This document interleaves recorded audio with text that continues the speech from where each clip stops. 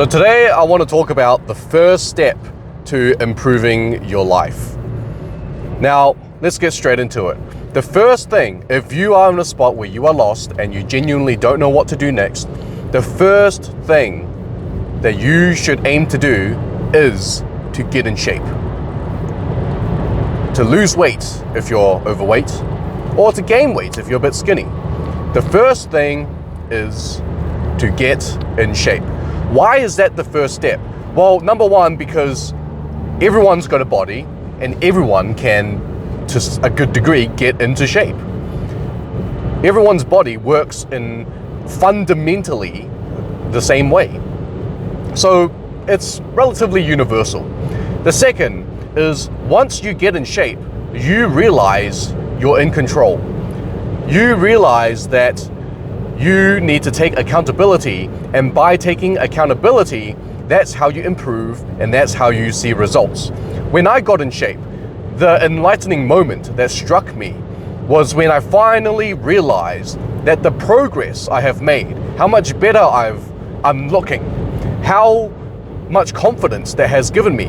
All of this was because of my own efforts, that I decided to take action, that I decided to be consistent, and that I decided to never stop until I'm satisfied with what I see in the mirror. Now, when that happens and you realize that you're in control, that it is a choice to start ascending, that's when self-belief starts being built. The foundations of self-belief and being confident in yourself starts being laid. And once you have self-belief, then it's an upward spiral. You know, you can do anything else, any hobbies, right? If you want to be good at piano, well, I got in shape. Most people try to get in shape and 90+% of them fail, but I did it. So why can't I be good at something else? Why can't I chase another endeavor that I'm interested in? Why can't I make more money? Why can't I talk to girls better?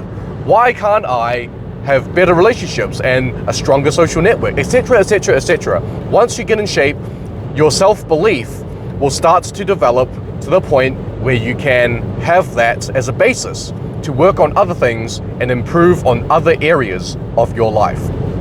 Now that's why you should get in shape. Now, how do you actually get in shape? There's a lot of fitness gurus out there, you know, and you see so much information, not just on YouTube, not just in the form of videos and shorts and reels, but also articles, you know, that pop up saying like, oh, the 5 best foods you can eat to achieve blah, blah, blah, blah, blah. This exercise helps burn belly fat fast, blah, blah, blah, blah, blah. Get this fat shredding workout to be ripped in 30 days, blah, blah, blah, blah, blah. And between all the noise, there's so much information being thrown at you. The different types of exercises, how long you should be exercising, the different foods you should eat, the foods you should avoid. There's so much information. And a lot of people, they get overwhelmed. And that gets in the way of them actually taking action. Because the most important thing, right, is to take action. Now, what's the secret though? How did I get in shape? Well, there's no magic formula. Like most things in life, there's no magic formula, and it's going to sound really simple and it's going to sound really boring, but it is what works.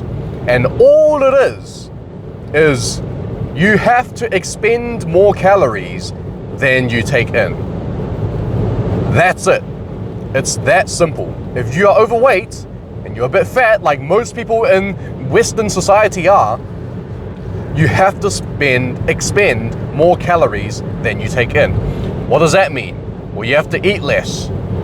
What you eat has to be, the energy that you eat has to be less than the energy that you expend throughout the day. And obviously, if you're on the other side, right? If you're skinny and you want to bulk up and gain muscle, then it's the opposite. You want more calories than what you're taking and then what you're expending. But that's when exercise becomes more important. But we'll talk a little bit about exercise a bit later, because the most important thing is actually your diet. When I first got in shape, I exercised like 5 minutes a day. I just did random planks for like 5 minutes. Absolute minimal. But what really got me to see progress was the amount of calories I cut from my diet. And how do you do this? How do you know how many calories anything are? How do you know how many calories that I'm actually expending? Well, step one is to go on Google. All right, go on a calorie calculator. I'll put one in the link in the description. Go on a calorie calculator and type in like your height, your gender, you know, your waist size, your circumference, how much you exercise, how active you are in general, etc., etc. And it'll spit out a rough estimate on what your daily calorie expenditure is. And all you got to do is eat food that doesn't reach that calorie expenditure. I would say a good amount is 200 to 300 calories below that number that the calculator gives you. Well, how do you know what food has what calories? Well, it's really simple. Again, use the internet. You can literally Google something straight away. If you're unsure about something, you should say grilled chicken breast.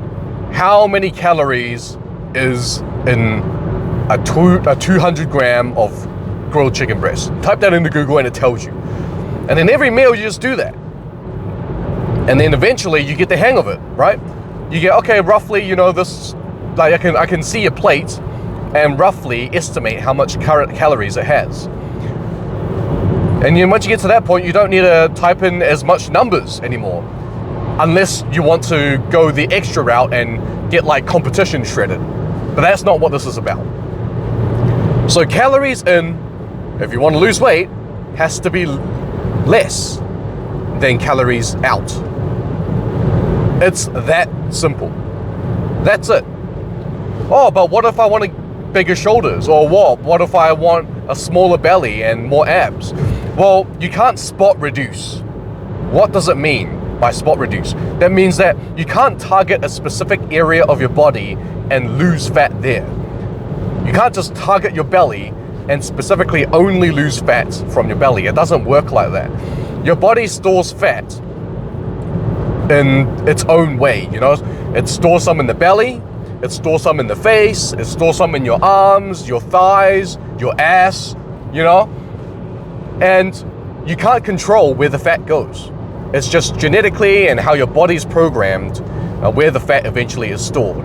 And when fat is being lost, when you expend more calories than you take in, then your body will do the same thing. It will lose fat in areas first before others. And more often than not, and everyone that I know loses fat from their belly last. So to lose fat from your belly, you basically have to just keep intaking less calories than you expend at a calorie deficit, as it's called, until the fat starts going down from your belly. And by that time, you know, fat would have gone from other areas of your body as well. That's it. It's that simple. Getting in shape, losing weight, it's all about calories. Now, if you're skinny and you're gaining weight and you want to build muscle, you can't just purely eat more than you expend, right? Because if you don't train your muscles, you're not telling your brain that your muscles need building. So when you eat more, then you just get fat. You get skinny fat. It's what we call skinny fat. It's how skinny fat happens. So when you train, you have to train your muscles whatever you want. Like now you can target, right? You can say, I want bigger shoulders. Okay, go to the gym, search up a couple shoulder exercises and train your shoulders. And after you train your shoulders, then eat more calories than you expend. Do the same for your chest, do the same for your arms, your legs, whatever. And that's it. The key thing is to stay consistent. Like with anything else in life, is to stay consistent. You don't go to the gym for a week and expect to get shredded. It doesn't work like that. You have to stay consistent. And the cool thing is that once I started seeing progress, I genuinely enjoyed it. Because I'm a person that likes seeing progress. That's why I love video games so much, because video games visually give you progress. But so does the gym, you know, so is getting in shape. You know, every week, every month, you look at yourself in the mirror, you see yourself looking better and better and better, and then you become more and more confident, and that leads to an upward spiral like we talked before. So that's it. It's that simple. Calories in less than calories out if you're losing weight. If you're gaining weight and gaining muscle, calories in has to be greater than calories out. But you have to tell the calories where to go by training your muscles. It's that simple. That's all the information you need to get started. Don't make up excuses like, oh, but I don't know what exercises to do. Oh, but I heard this exercise is better than next exercise, so I'm still currently debating on which one to do first. Oh, I'm thinking of building my shoulders before my arms. So, I'm still kind of weighing up the pros and cons of getting bigger arms or bigger shoulders first. Shut up. They're all excuses. Just start something, anything. Calories. Most people are fat, most people are overweight in this country. So if you're attacking it from that angle, you don't even need exercise. Just start eating less than you're expending. That's it. And by eating less, you save some money. And we all know a lot of people are having trouble saving money in the current economy. So that's it. The first step is to try and get in shape. And it's all about counting calories. I'll link the calorie tools in the description. Subscribe for more content about improving your life, and I'll see you guys next time.